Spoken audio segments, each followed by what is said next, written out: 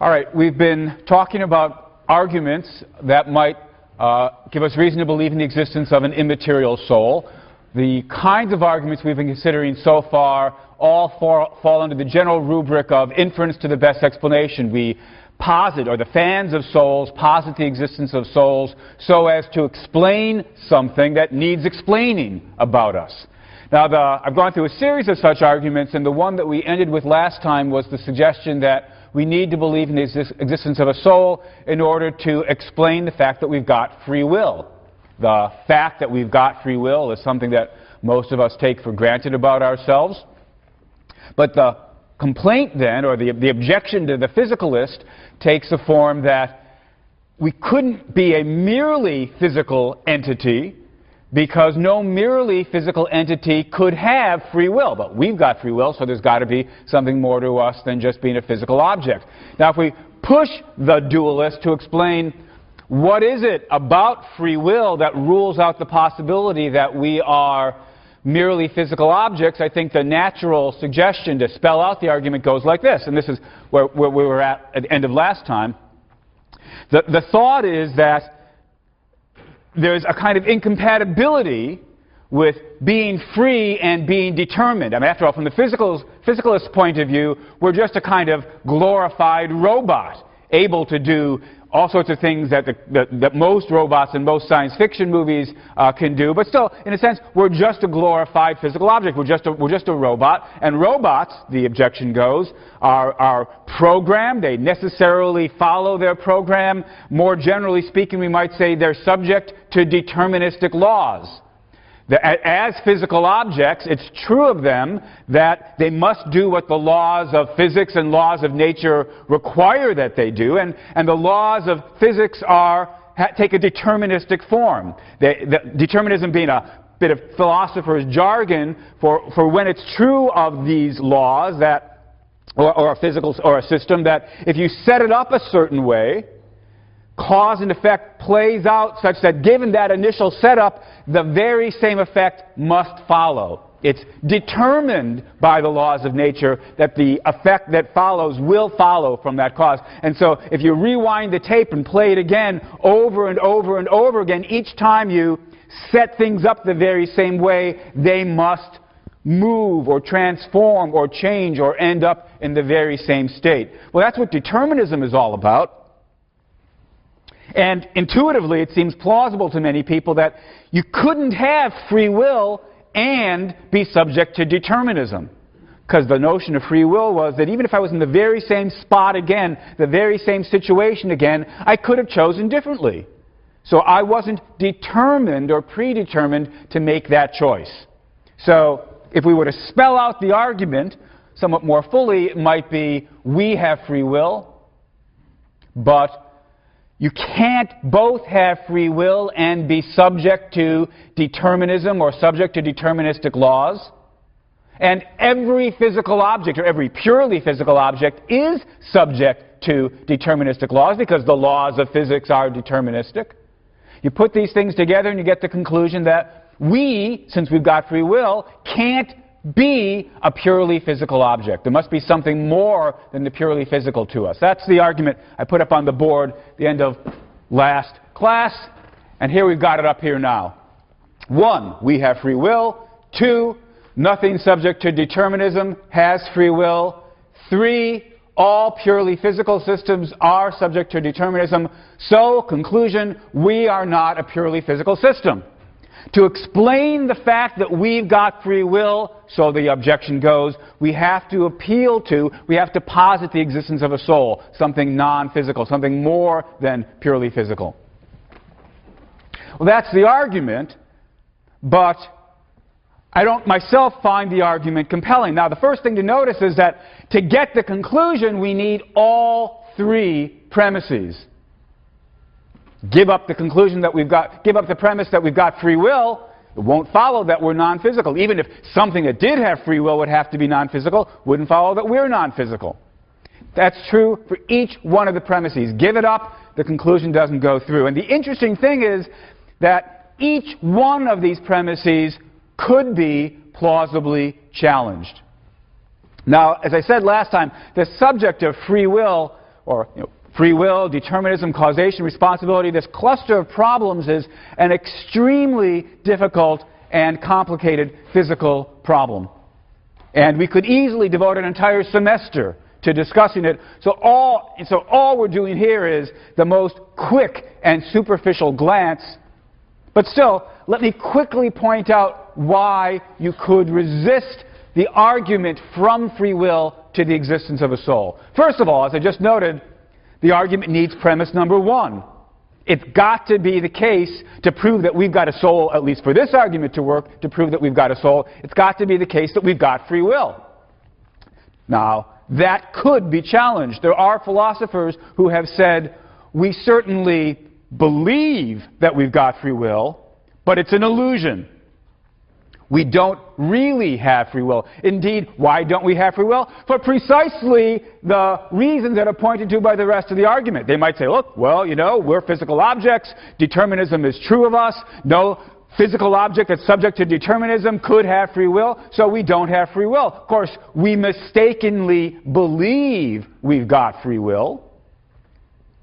We are physical objects that labor under the illusion that we have free will. But after all, free will isn't something that you can just see, right? You can't peer into your mind and see the fact that you've got free will. Yes, we've got the sense that we could have acted differently, but maybe that's an illusion. As I say, there are philosophers who've argued that way, have denied that we have free will, and if we do conclude that we don't actually have free will, then we no longer have this argument for the existence of a soul.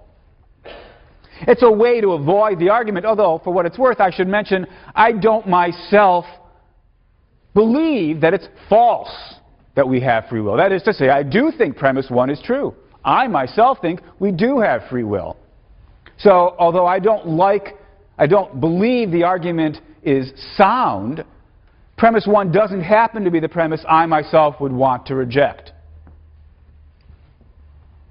But there are two other key premises. What about premise number three? All purely physical systems are subject to determinism. Well, we need that premise as well to make the argument go. Suppose we think, look, you can't have free will and determinism. You can't combine them. The view that you can't combine them is sometimes known as incompatibilism, for the obvious reason. It's the view that these two things are incompatible. You can't have determinism and free will. Suppose we do believe in incompatibilism and believe that we've got free will. It would follow then that we're not subject to deterministic laws. Well, the dualist says that shows us that we have to believe that there's something non-physical about us. Because, after all, premise three, all purely physical systems are subject to determinism. Isn't it true, after all, that the basic laws of physics are deterministic laws? And the answer is, well, it's not so clear that it is true. Which is just to say that premise three of the argument can be rejected as well. Now, at this point I have to just confess, as I've confessed at other times before, the three is a claim about empirical science. What does our best theory about the laws of nature tell us? And I'm no scientist and I'm no specialist in sort of empirical matters. And believe me, I'm no authority on quantum mechanics, our best theory of fundamental physics.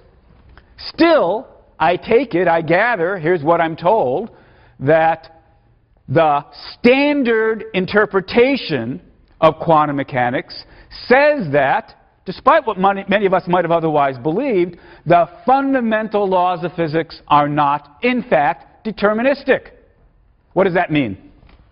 Suppose we've got some sort of radioactive atom which has a certain chance of decaying.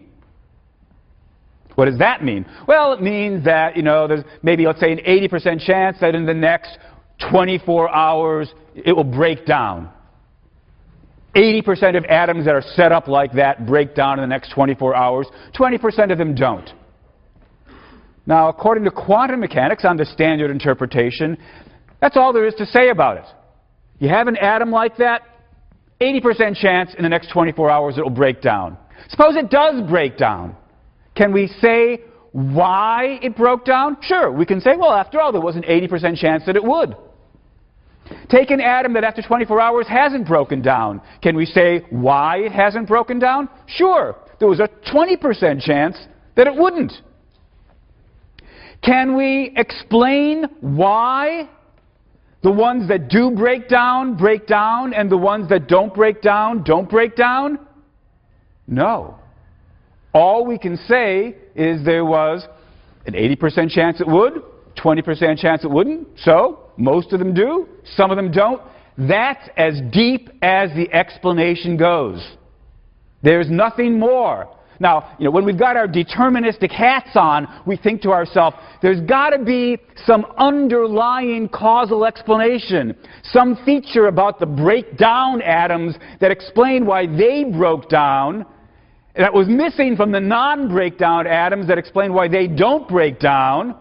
After all, determinism, right? If you set up the atoms exactly the same way, they've always got to break down. But the answer is, according to the standard interpretation of quantum mechanics, that's not how it works. All there is to say is, some of these are going to break down, and some of these won't. The fundamental laws of physics, according to the standard interpretation of quantum mechanics, are probabilistic. Determinism is not true at the level of fundamental physics. Well, that's what I'm told. Believe me, I'm in no position to say, but that's what I'm told. And of course, if that's true, then premise 3 is false. It just isn't true that all purely physical systems are subject to determinism. So, even if it does turn out that you can't have free will and determinism, that doesn't rule out the possibility that we are purely physical objects, because not all purely physical systems are subject to determinism.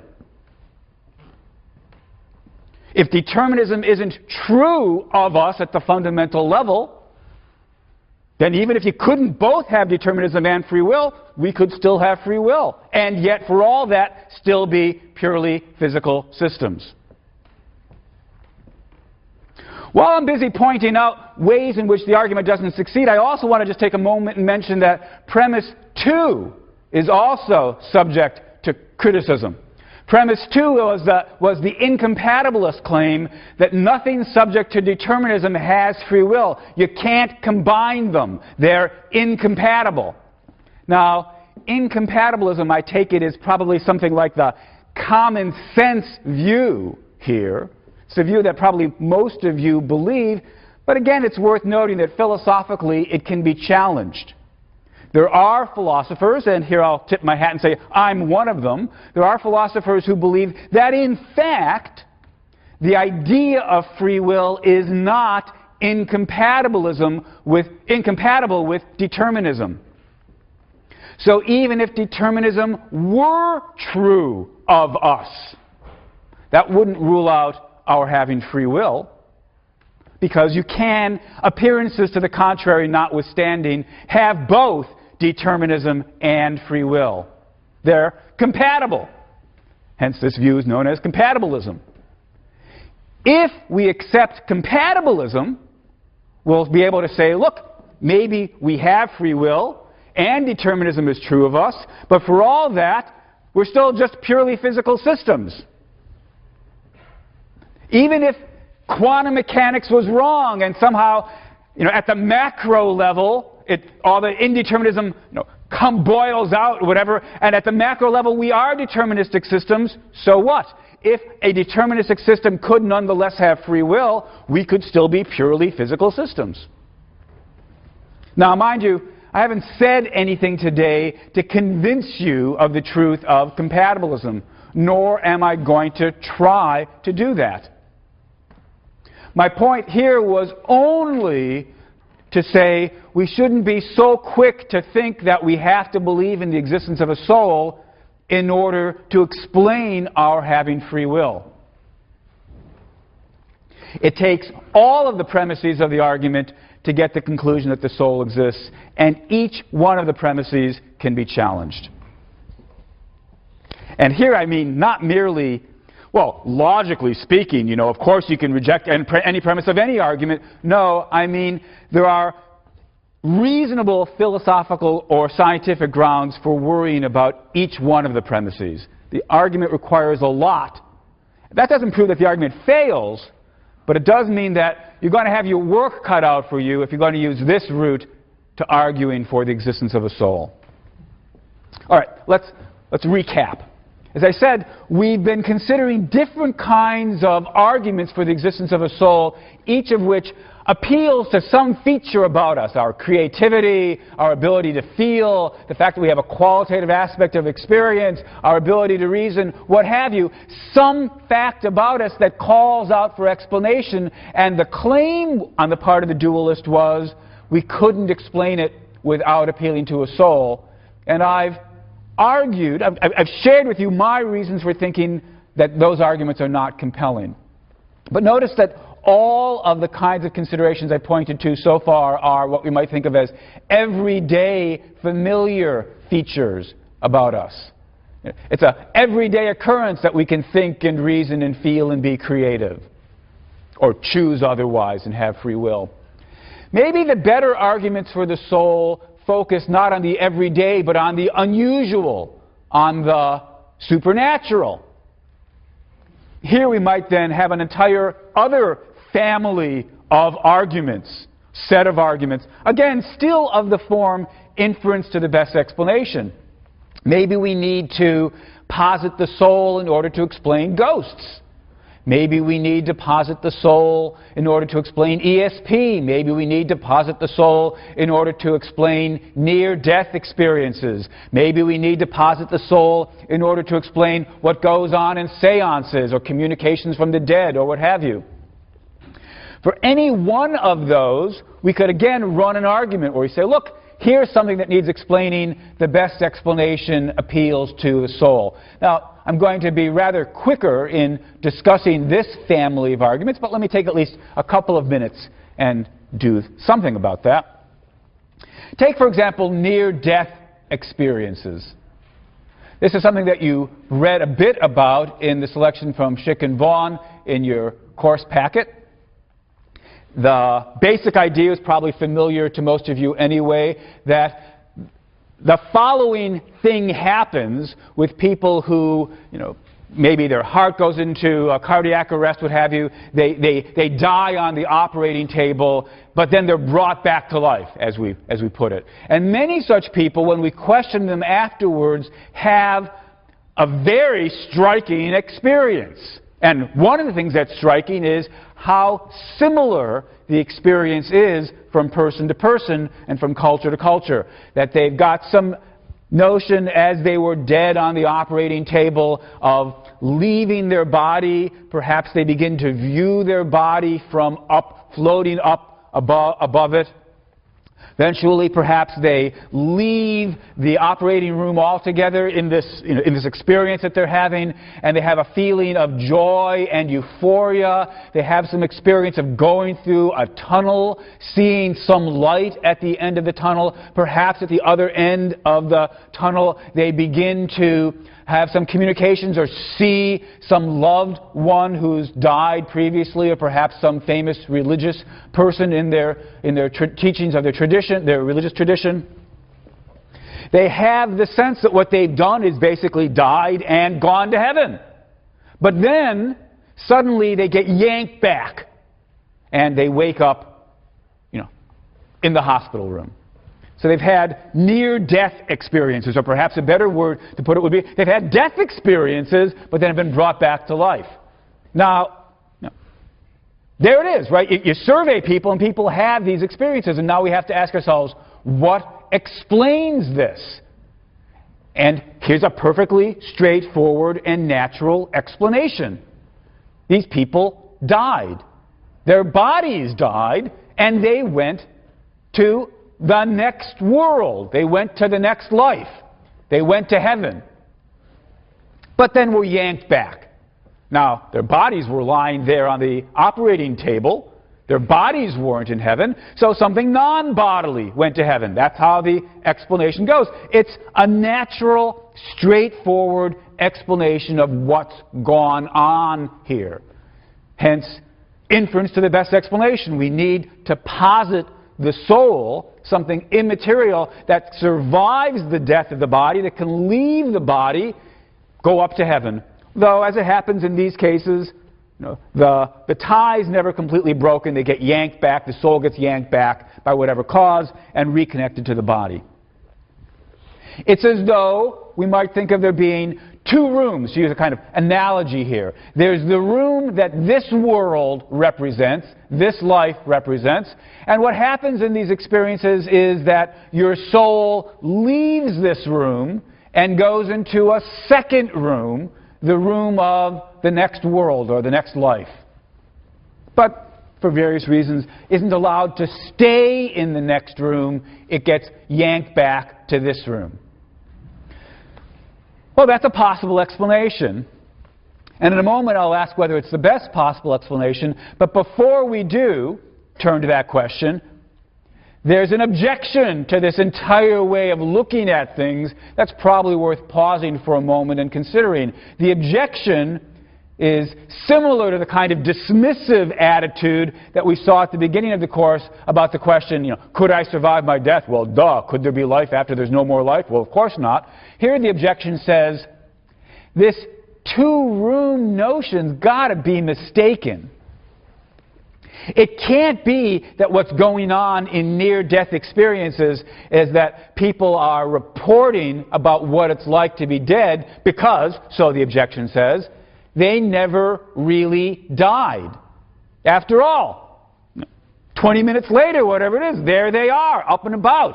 Well, not up and about, they're presumably lying in their hospital beds, but they're clearly alive, hence it follows that they never really died. Or, if you want, you could say, maybe they died, but since they obviously didn't die permanently, after all, they were brought back to life, how could they possibly tell us what it's like to be permanently dead? How can we take their experiences as veridical reports of the afterlife? Because what we want to know is, what is it like to be permanently dead? And these people were never permanently dead. So whatever unusual experiences they may be having, they are not reports of the afterlife. That's how the objection goes. Although I think it was pausing for a moment to raise that objection, it's not an objection that I think we should take all that seriously. Suppose we were to agree, all right, strictly speaking, these people didn't die. Or, strictly speaking, they didn't die, certainly at least permanently. Does it follow from that that their experiences should not be taken as evidence of what the afterlife is like? I think that's really a misguided objection. Suppose somebody said, look, I spent 20 years living in France, and then I came back to the United States. And so I want to tell you what it's like in France. And somebody says, you never really moved to France permanently, so your experiences in France, whatever they are, interesting as they may be, can't really cast any light on what it would be like to permanently move to France. We'd say, give me a break, right? It's true that, of course, I didn't move to France permanently. Still, I have some experience of France. And so I can, a great deal after all, 20 years, I can give you a pretty good idea of what it's like to live in France, even if I didn't move there for the rest of my life without ever coming back. Can't say quite as much if you've only been in France for a couple of days before coming back, but still you can say something relevant. Indeed, suppose I never went into France at all. Suppose all that happened was I stood right on the border and peered into France. Talked to some people in France. They were on the French side of the border. I was on the other side. But I talked to them for a while. Still, I never went in, but for all that, I might have something helpful to say about what it's like in France. Well, that's the right thing to say about the France case, then why not say the same thing about the near-death experience case? Even if these people didn't stay in the second room, they didn't stay dead, they had some experience of being dead, isn't that relevant to what it would be like to be dead? Or even if we say, no, strictly speaking, these people didn't die at all. They were just on the border, looking in. They never, strictly speaking, died at all. So what? They were on the border, looking in. To suggest that that couldn't be relevant evidence is like saying, I can't tell you anything interesting about what's going on in the hallway right now, because after all, I'm not in the hallway, I'm here in the lecture hall. But so what? Even though I'm here in the lecture hall, I can see into the hallway and tell you what's going on in it. So attempts to dismiss the appeal to near-death experiences on what we might call philosophical grounds, this would be the bad notion of philosophy, on philosophical grounds, I think that's got to be misguided. Still, that doesn't mean that we should believe the argument for the existence of the soul from near-death experiences, because the question remains, what's the best explanation of what's going on in near-death experiences? Now, one possibility, as I suggested, was what I called a second ago the two-room explanation. There's the room of this life, and there's the room of the next life, and people who have near-death experiences either temporarily were in the second room, or else at least they were glancing into the second room. That's one possible explanation, but of course there's a different possible explanation, the one-room explanation.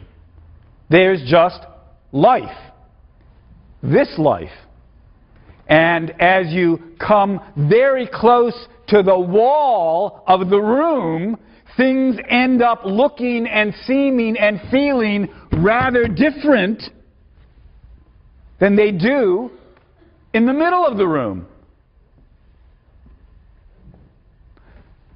Now, maybe the one-room metaphor is not the best metaphor, because it immediately prompts the question, well, what's on the other side of the wall? And of course, the physicalist suggestion is there isn't anything on the other side of the wall. So maybe a better way to talk about it would just be, life's a biological process. We're all familiar with that process sort of in its middle stretches. In its closing stretches, some fairly unusual biological processes kick in. In rare but not unheard of cases, some people begin to have those unusual biological processes and then return to the normal biological processes and can talk about what was happening in the unusual biological processes, which is just to say we need to offer a biological/physical explanation of what goes on in near-death experiences. Now, mind you, that's not yet to offer the physical explanation. It's just a promissory note. We now have two rival explanations, the soul dualist explanation that we went into the other world, and the physicalist promissory note that we can explain the white lights and the feeling of euphoria and seeing your body from a distance in physical terms.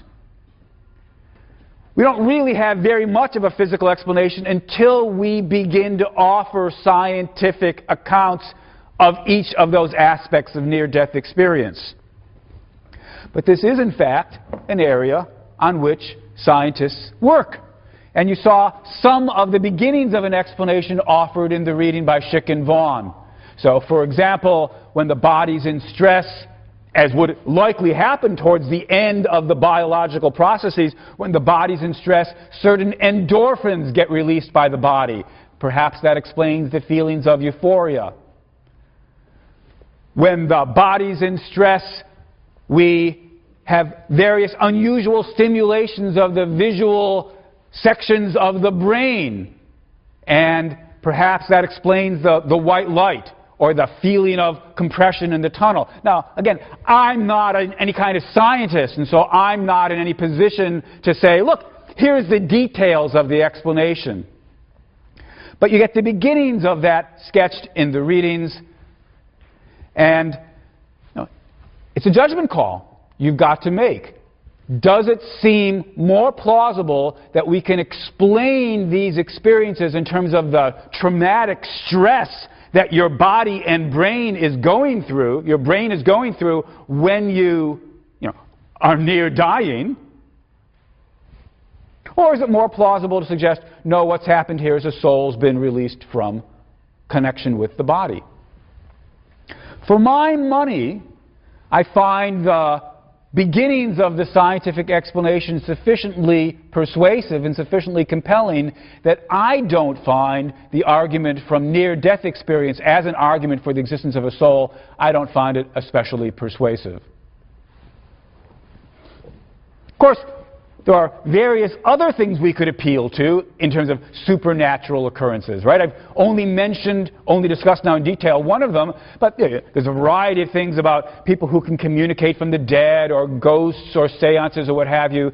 And what the physicalist would need to do for each one of those, you can imagine a dualist who says, we need to believe in a soul so as to explain seances. How do we explain the fact that the person who's conducting the seance knows things about, your history that only your dead uncle would know?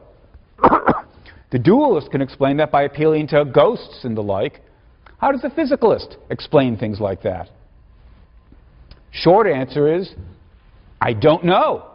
I'm not the kind of person who makes it his business to try to explain away those things in physicalist, naturalistic, materialistic, scientific terms. But there are people who make it their business.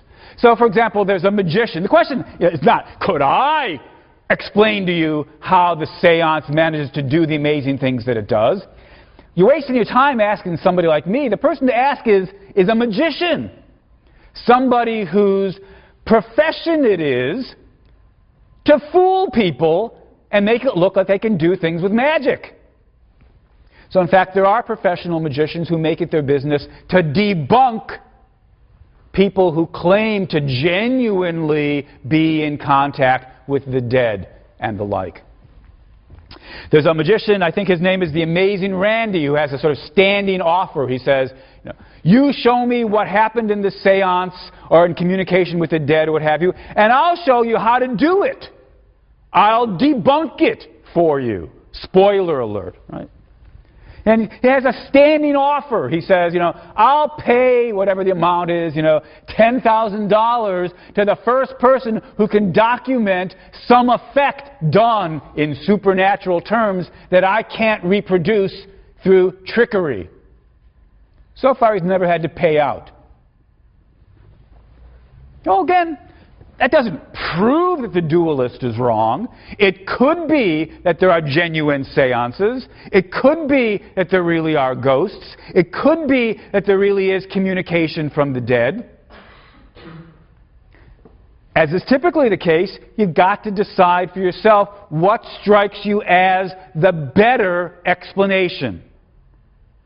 Is the supernatural dualist explanation the more likely one? Or is the physicalist explanation the more likely one? Look, you have a dream where your dead mother has come back to talk to you. One possible explanation, the dualist. That's the ghost of your mother, immaterial soul that she is, communicating to you while you're asleep. Second possible explanation, it's just a dream. Of course you dream about your mother because your unconscious cares about her. What's the better explanation? We don't have the time here to go case by case by case and ask ourselves, how does the evidence fall down one side versus the other? But when I review the evidence, I come away thinking, there's no good reason to move beyond the physical. So, again, let's recap.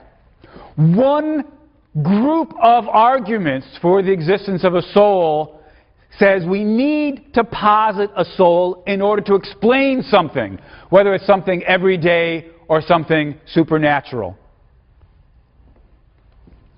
The existence of a soul would be the beginnings of a possible explanation. But the question is never, is that a possible explanation, but is it the best explanation? And when I review these various arguments, I come away thinking the better explanation falls with the physicalist. Mind you, I don't want to deny that there are some things the physicalist has not yet done a very compelling job of explaining. In particular, as I've mentioned previously, I think there are mysteries and puzzles about the nature of consciousness, the qualitative aspect of experience, what it's like to smell coffee or taste pineapple or see red. It's very hard to see how you explain that in physicalist terms. So, to that extent, I think we can say the jury may still be out. But I don't think what we should say is the better explanation lies with the dualist. Because I think positing a soul doesn't really yet offer us the explanation. It just holds out the promise of an explanation. So at best, that's a tie, and hence no compelling reason to accept the existence of a soul.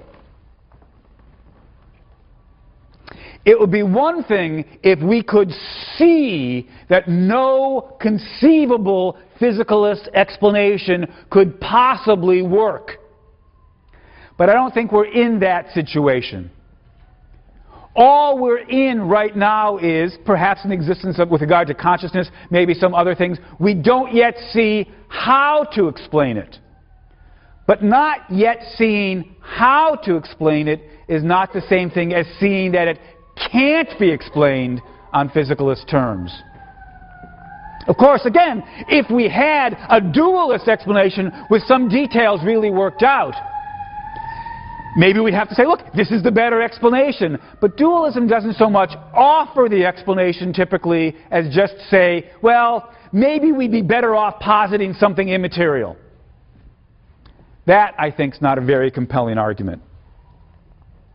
Well, let's ask, what other kinds of arguments could be offered for the existence of a soul? I want to emphasize the point that the various arguments I've been talking about so far, although they have this common strand, inference to the best explanation, are each separate and distinct arguments. One of them might work even though the other ones don't work. But I want to turn now to a rather different kind of argument. The argument I'm about to sketch is a purely philosophical argument. Not really so much a matter of who can explain this or that feature of us better than anybody else. It's an argument that doesn't seem to have any empirical premises. It works from purely armchair philosophical reflection. And the striking thing is that many people find this a pretty compelling argument. The argument I'm going to give traces back to Descartes, the great early modern philosopher. But I'm not going to follow the details of his argument, but the basic idea goes back to Descartes. And it starts by asking you to imagine a story. So I'm going to tell the story in the first person. I'm going to tell about myself, but you'll find the argument sort of perhaps more persuasive if, as I tell the story, you imagine the story being told about you. So each one of you should translate this into a story about yourself.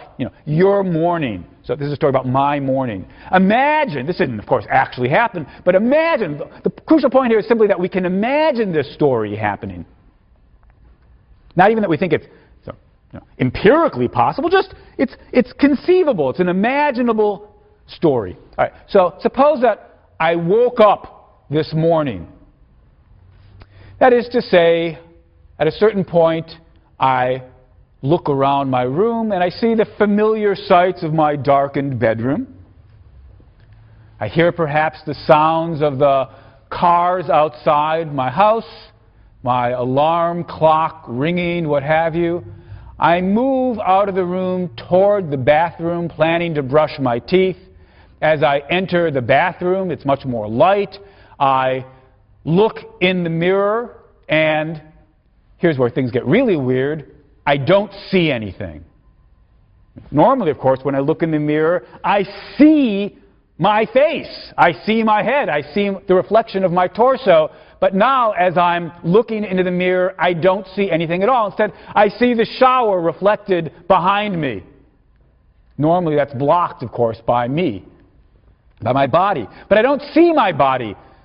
Slightly freaked out, I reach for my head, or perhaps we should say, I reach for where I would expect my head to be, but I don't feel anything there. Glancing down at my arms, I don't see any arms. Now, I'm really panicking. As I begin trying to touch my body, I don't feel anything. Not only can't I feel anything with my fingers, I don't have any sensations where my body should be. Now, we could continue the story, but I probably said enough for you to grant that what I've just started doing, a novelist could do a better job of telling the story than I just did, but what I've just done was basically I've imagined a story in which I discover that my body doesn't exist. Or I've imagined a story in which my body perhaps ceased to exist. Or I've imagined a story in which I exist, or at least my mind exists. You know, I'm thinking thoughts like, why can't I see my body in the mirror? Why can't I feel my head? What's going on? I'm panicking, right? We've got a story in which I'm thinking all sorts of thoughts. My mind clearly exists, and yet, for all that, my body does not exist. We can certainly, it seems, imagine that possibility. Now, the brilliant thing about this argument is it goes from that to a conclusion about there being a difference between my mind and my body. What we've just done, after all, is imagine that my mind exists, but my body does not. Now, what does that show? Descartes says what it shows is the mind and the body must be two logically distinct things. The mind and the body cannot be the same thing. Because, after all, what I just did was imagine my mind existing without my body. But how could I even do that? Even in imagination, how could it even be possible to imagine my mind without my body if talking about my mind is just a way of talking about my body? If they're really, bottom line, metaphysically speaking, the same thing, then you couldn't have one without the other. I mean, after all, so here's a podium. Try to tell a story in which this podium exists, but this podium does not exist. You can't do it, right? If the podium is just one thing, the podium. And if there's just one thing, you could tell a story in which it exists. You could tell a story in which it doesn't exist. But you can't tell a story in which it exists and doesn't exist. If I can tell a story in which A exists and B doesn't exist, it's got to follow that A and B are not the same thing. Because if B was just another word for, another way of talking about A, then to imagine A existing but B not existing would be imagining A existing but, well, B is just A not existing. But of course, you can't imagine a world in which A exists but A doesn't exist. put the same point the other way around. If I can imagine A without B, then A and B have to be logically distinct things. They cannot be identical. But since I can imagine my mind existing without my body, it follows that my mind and my body have to be logically distinct things. They cannot be identical. My mind cannot just be a way of talking. Talking about my mind cannot just be a way of talking about my body. Now, it's a very cool argument. You know, philosophers love this argument. And I got to tell you, to this day, there's a debate in the philosophical community about whether or not this argument works.